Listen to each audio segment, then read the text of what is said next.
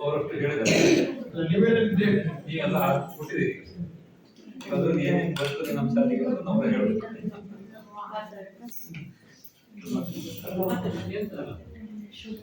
ವಿಷಯ ಇದೆ ಚರ್ಚೆ ಮಾಡಿ ಅದರ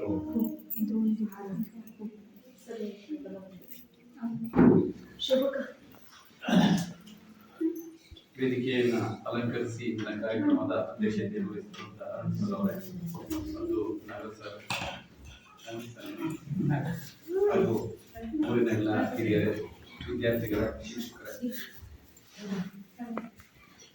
ಶಾಲೆಗೆ ಸಂಬಂಧಪಟ್ಟಾಗೆ ಒಂದು ಇಷ್ಟೆಲ್ಲ ವಿಷಯಗಳು ಇರುತ್ತೆ ಅನ್ನೋದನ್ನ ಸ್ವಲ್ಪ ವ್ಯಕ್ತಿಗಳಾಗಿ ಓದ್ತಾ ಇದ್ದಾರೆ. ಅಂದ್ರೆ ಗೊತ್ತಿರುತ್ತೆ, ಗೊತ್ತಿಲ್ಲ ಅಂತ ಮಕ್ಕಳ ಮೂಲಕ ಗೊತ್ತಿರುತ್ತೆ, ಆದ್ರೆ ಇಷ್ಟೊಂದು ಯೋಜನೆಗಳಿದೆ ಸರ್ಕಾರದಿಂದ ಮಕ್ಕಳಿಗೆ ಸಿಗ್ತಾ ಇದೆ ಅನ್ನೋಂಥದ್ದು ಒಂದು ಕ್ರೋಢೀಕರಿಸಿ ಹೇಳಿದಾಗ ಬಹಳ ಖುಷಿ ಆಯ್ತು. ಅಂದ್ರೆ ಸರ್ಕಾರ ಇಷ್ಟು ಮಕ್ಕಳ ಬಗ್ಗೆ ಕಾಳಜಿಯನ್ನು ತಗೊಂಡಿದೆ ಅನ್ನೋಂಥದ್ದು ಖುಷಿ ಕೊಡುತ್ತೆ. ಹಾಗೇನೆ ಮಕ್ಕಳ ಬಗ್ಗೆ ಸರ್ಕಾರ ತಗೊಂಡಂತ ಯೋಜನೆ ಮತ್ತು ಪಾಲಕರು ನಾವಾಗಿ ಅದರಲ್ಲಿ ಏನ್ ಭಾಗವಹಿಸಬೇಕು, ಮಕ್ಕಳ ಕೊರತೆಗಳನ್ನ ಹೇಗೆ ನೀಗಿಸಬೇಕು ಅನ್ನುವಂಥದ್ದು ಸಹ ಬಹಳ ಮುಖ್ಯ ಆಗುತ್ತೆ. ಹಾಗಾಗಿನೇ ನಾವು ಹಳೆಯ ವಿದ್ಯಾರ್ಥಿಗಳ ಸಂಘವನ್ನು ಮಾಡ್ಕೊಂಡಿದ್ವಿ. ಕಳೆದ ಜನವರಿ 26ರಲ್ಲಿ ಪ್ರಾರಂಭ ಆಯ್ತು. ಆಮೇಲೆ ಅದು ಸ್ವಲ್ಪ ವಿಳಂಬ ಆಯ್ತು, ಯಾಕಂದ್ರೆ ನಾವೆಲ್ಲ ಊರನ್ನು ಒಟ್ಟು ಮಾಡ್ಬೇಕಂದ್ರೆ ಮಳೆಗಾಲದಲ್ಲಿ ಬೇಡ ಅನ್ನುವಂಥದ್ದು ಬಹಳ ಜನರಿಂದ ಬಂತು. ಯಾಕಂದ್ರೆ ಈಗ ಸರ್ಕಾರಿ ಕೆಲಸದಲ್ಲಿ ಇದ್ದವರಿಗಾದ್ರೆ ಪ್ರತಿ ತಿಂಗಳ ವ್ಯವಸ್ಥೆ ಕೊನೆಯಲ್ಲಿ ವ್ಯವಸ್ಥೆ ಆಗ್ತಾರೆ. ನಮ್ಮಲ್ಲಿ ಆಗೋದಂದ್ರೆ ಜನವರಿ ಫೆಬ್ರವರಿನೇ ಬರ್ಬೇಕು. ಆ ಸಂದರ್ಭದಲ್ಲಿ ಹೋದ್ರೆ ಸ್ವಲ್ಪ ಹೆಚ್ಚು ಸಂಗ್ರಹ ಆಗ್ಬಹುದು ಅನ್ನುವಂತ ಒಂದು ಯೋಜನೆಯಿಂದ ನಾವು ಸ್ವಲ್ಪ ಕಾಲವನ್ನು ಕಾಯ್ತಾ ಇದ್ದೇವೆ. ಮತ್ತೆ ಇದು ಮಳೆನೂ ಹಾಗೆ ಆಗಿದೆ. ಯಾಕಂದ್ರೆ ನಾವು ಈ ತಿಂಗಳಲ್ಲಿ ಎಲ್ಲ ಇವರು ಗೌರವಾಧ್ಯಕ್ಷರಾಗಿ ಕೆಲಸ ನಿರ್ವಹಿಸಿದ್ದಾರೆ ಎಲ್ಲರ ಹೆಗಡೆಯವರು. ನಾವು ಹೋಗುವ ಮತ್ತೆ ನಾವು ಹಿಂದಿನ ಅಧ್ಯಕ್ಷರು ಸಹ ಮಾತಾಡಿದಾಗಲೂ ಹಾಗೆ ಇರ್ತದೆ, ಮಳೆಗಾಲ ಮುಗಿಲಿ ಅನ್ನೋ. ಈ ಮಳೆಗಾಲ ಮುಗಿತಾ ಇಲ್ಲ. ಹಾಗಾಗಿ ನಮ್ಮ ಕಡೆಯಿಂದನೂ ಶಾಲೆಗೆ ಏನಾದ್ರು ಕೊಡುವ ಎಲ್ಲ ವ್ಯವಸ್ಥೆಗಳನ್ನ ಸಂಗ್ರಹಿಸಿ ವೈಫೈ ಆಗಿರ್ಬೋದು ಅಥವಾ ಕೆಲವು ಈ ಚಿಕ್ಕ ಮಕ್ಕಳಿಗೆ ನಲಿಕಲಿ ವಿಭಾಗದಲ್ಲೂ ಏನು ಕೊಡ್ಬೇಕು ಅನ್ನುವಂತ ವಿಚಾರ ಇತ್ತು. ಅವೆಲ್ಲವೂ ಆಗಿಲ್ಲ. ಬಹುಶಃ ಅದನ್ನ ಮುಂದಿನ ಒಂದೆರಡು ತಿಂಗಳಲ್ಲಿ ನಾವು ಮಾಡುವಂತ ಪ್ರಯತ್ನ, ಅಂದ್ರೆ ನಮ್ಮ ಕಡೆಯಿಂದ ಏನಾಗಬೇಕು ಅದನ್ನು ಮಾಡುವಂತ ಪ್ರಯತ್ನವನ್ನು ಮಾಡ್ತೀವಿ ಶಾಲೆಗೆ. ಹಾಗಾಗಿ ಈ ಸಂದರ್ಭದಲ್ಲಿ ಸರ್ಕಾರದಿಂದಲೂ ಮುಂದೆ ಸಾಕಷ್ಟು ಅನುಕೂಲಗಳು ಸಿಗುತ್ತೆ, ನಮ್ಮಿಂದಲೂ ಏನಾಗುತ್ತೆ ಅದನ್ನ ಸಂಗ್ರಹಿಸ್ತೀವಿ. ಯಾಕಂದ್ರೆ ನಾಗರಾಜ್ ಭಟ್ ಅವರೇ ಹಾಗೂ ಎಸ್ಡಿಎಂಸಿ ಅಧ್ಯಕ್ಷರೇ, ವೇದಿಕೆ ಮೇಲೆ ಉಪಸ್ಥಿತರಿರುವಂತಹ ಎಲ್ಲ ಶಾಲೆಯ ಮುಖ್ಯೋಪಾಧ್ಯಾಯರು, ಶಿಕ್ಷಕಿಯರೇ, ಅಂಗನವಾಡಿ ಶಿಕ್ಷಕಿಯರೇ, ಅಡುಗೆ ಮಂದಿಯರೇ ಹಾಗೂ ಆಗಮಿಸಿದ ಪಾಲಕರೇ, ಪೋಷಕರೇ ಹಾಗೂ ಪೂರ್ವ ನಾಗರಿಕರೇ, ಇವತ್ತು ಈ ಶಾಲಾ ಏನು ಆಡಿಟ್ ಒಂದು ಸಭೆ ನಡೀತಲ್ಲ, ಈಗ ಸರ್ಕಾರದಿಂದ ಬರುವಂತಹ ಹಲವಾರು ಯೋಜನೆಗಳು ಇದ್ದಿದ್ರು ಅದು ನಮಗೆಲ್ಲ ಇವತ್ತು ಗೊತ್ತಿರಬೇಕಿದ್ದ ಯೋಜನೆಗಳಾಗಿದ್ವು. ಇನ್ನು ಈಗಾಗಲೇ ಸಾಕಷ್ಟು ವಿಷಯಗಳನ್ನು ನಮ್ಮ ಮೇಲಧಿಕಾರಿಗಳು ನಮ್ಗೆ ಈಗಾಗಲೇ ತಿಳಿಸಿದ್ದಾರೆ. ಹೆಚ್ಚೆಚ್ಚು ಅದರ ಅನುಭವವನ್ನು ಪಡ್ಕೊಳ್ಬೇಕು. ಶಾಲೆಗೆ ಏನು ಕೊರತೆ ಇದೆ, ಏನು ಬೇಕು, ಏನು ಬೇಡ ಎಂಬುದನ್ನು ನಮ್ಗೆ ಈಗಾಗಲೇ ಪಂಚಾಯತ್ಗೂ ಒಂದು ಗೊತ್ತಾಗಬೇಕು ಅನ್ನೋ ದೃಷ್ಟಿಯಿಂದ ಕಳೆದ ವರ್ಷ ನಾನು ನಾಗರಾಜ್ ಭಟ್ ಅವರಿಗೆ ಮನವಿ ಮಾಡ್ಕೊಂಡಿದ್ದೆ. ಅದೇ ರೀತಿಯಿಂದ ಈ ಸರಿ ಅವರು ಒಂದು ಆಡಿಟ್ ಅನ್ನ ಮಾಡಿಕೊಟ್ರು. ತುಂಬಾ ಖುಷಿ ಆಗ್ತಾ ಇದೆ. ಮುಂದೆ ನಮ್ಮ ಪಂಚಾಯತ್ನಿಂದ ಏನೇನು ಸವಲತ್ತುಗಳು ಬೇಕು ಅದನ್ನ ನಾವು ಪ್ರಾಮಾಣಿಕವಾಗಿ ಒದಗಿಸ್ಕೊಡ್ತೇವೆ. ಈಗಲೂ ನಾವು ಸಾಕಷ್ಟು ಒಂದು ಅಭಿವೃದ್ಧಿ ಜೊತೆಗೆ ಕೈ ಜೋಡಿಸಿದ್ದೇವೆ, ಸಾಕಷ್ಟು ಯೋಜನೆಗಳನ್ನು ಕೊಟ್ಟಿದ್ದೇವೆ, ಮುಂದೆ ಮಾಡ್ಕೊಡ್ತೇವೆ ಅಂತೇಳಿ ನಾನು ಈ ಮೂಲಕ ಎಲ್ಲರಿಗೂ ಹೇಳಲಿಕ್ಕೆ ಇಷ್ಟಪಡ್ತೇನೆ. ಶ್ಯಾಮಲಾ ಮೇಡಮ್ ಅವರಿಗೆ ಹೃತ್ಪೂರ್ವಕ ಧನ್ಯವಾದಗಳು.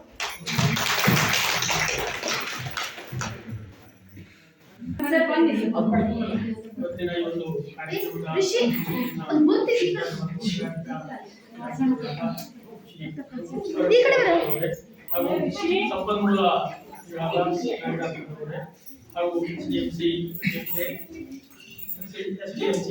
ಎಲ್ಲ ಪದಾಧಿಕಾರಿಗಳೇ, ನಮ್ಮ ಪಂಚಾಯತ್ನ ಮಾಜಿ ಅಧ್ಯಕ್ಷರು, ಹಾಲಿ ಸದಸ್ಯರಾದ ಶ್ಯಾಮಲಾ ಗೌಡರವರೇ ಹಾಗೂ ಆತ್ಮೀಯರಾದ ಹಾಗೂ ಈ ಶಾಲೆಯಲ್ಲಿಯೇ ಕೆಲವು ತಿಂಗಳ ಕಾಲ ಒಂದು ಬೋಧನೆಯನ್ನು ಮಾಡಿದಂತಹ ಕೆ ನಾಯ್ಕರವರೇ ಹಾಗೂ ಗೌರವಾನ್ವಿತ ಗುರುವೃಂದರವರೇ, ನಮ್ಮ ಗ್ರಾಮದ ಎಲ್ಲ ಮಾನ್ಯ ಮುದ್ದು ಮಕ್ಕಳೇ, ಮತ್ತು ಸರ್ಕಾರದ ಯೋಜನೆಗಳಂತಹ ಎಲ್ಲ ಯೋಜನೆಗಳನ್ನ ಸಮಗ್ರವಾಗಿ ತಾವು ತಿಳಿಸ್ಕೊಡ್ತೀವಿ. ಈಗಾಗಲೇ ಕೆ ನಾಯ್ಕರು ಆ ವಿಷಯವನ್ನು ಕೂಡ ಪ್ರಸ್ತಾಪ ಮಾಡಿದ್ರು. ಬಹುಶಃ ಇದರಲ್ಲಿ ಕೆಲವು ಯೋಜನೆಗಳು ನಮಗೆ ಸಂಪೂರ್ಣವಾಗಿ ಗೊತ್ತಿರಲಿಲ್ಲ. ಈ ದಿವಸ ಬಹಳ ಒಂದು ಅತ್ಯಂತ ವಿವರವಾಗಿ ಬಹಳ ಸರಳವಾಗಿ ತಿಳಿಸಿಕೊಟ್ಟಿದ್ದಕ್ಕಾಗಿ ಧನ್ಯವಾದಗಳು. ಮಕ್ಕಳಿಗೆ ಇವತ್ತಿನ ಸರ್ಕಾರಗಳು ಶಿಕ್ಷಣದ ಬಗ್ಗೆ ಸಾಕಷ್ಟು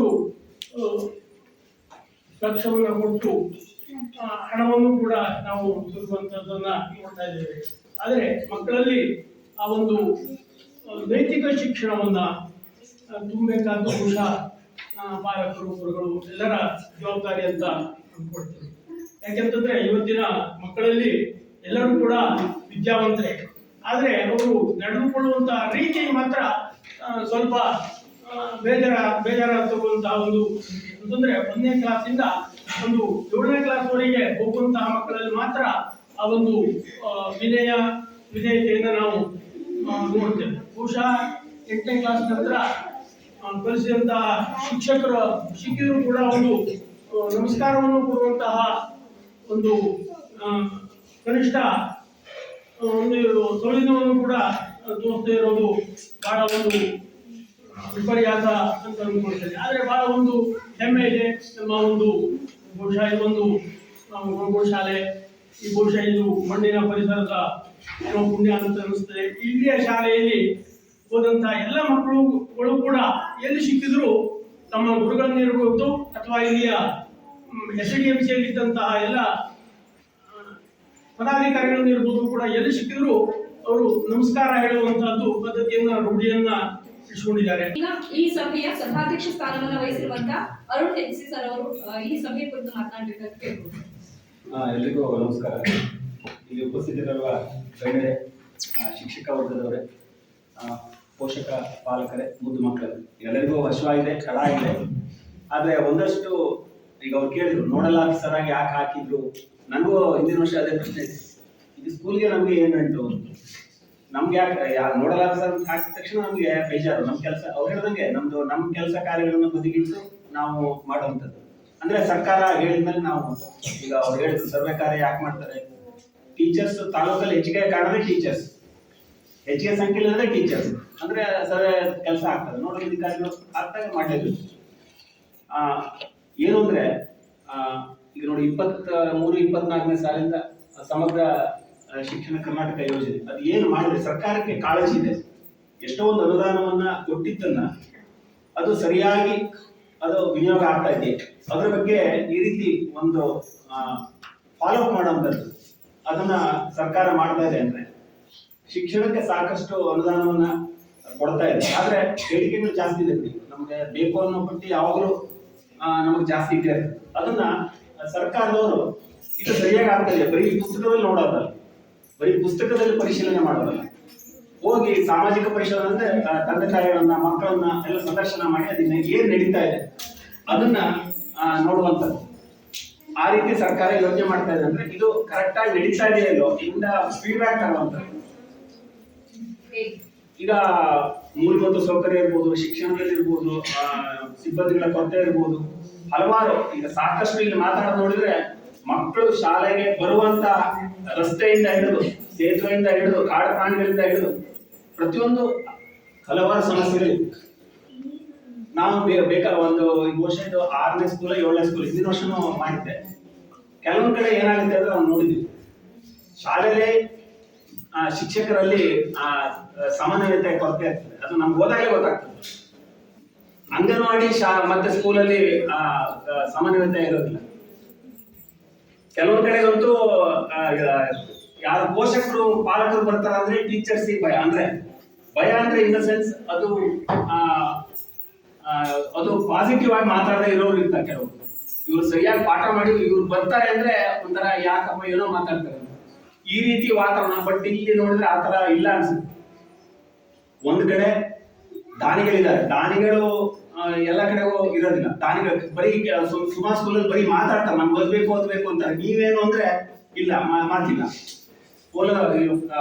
ಯಾಕೆಂದ್ರೆ ಸರ್ಕಾರ ಎಲ್ಲದೂ ಕೊಡಕ್ಕಾಗಿಲ್ಲ. ನೀವು ಏನ್ ಕೊಡ್ತೀರಿ ಅಂದಾಗ ಕೆಲವೊಂದ್ ಕಡೆ ಉತ್ತರ ಇಲ್ಲ. ಆದ್ರೆ ಇಲ್ಲಿ ಬಹಳಷ್ಟು ಆಶ್ಚರ್ಯ ಆಯ್ತು.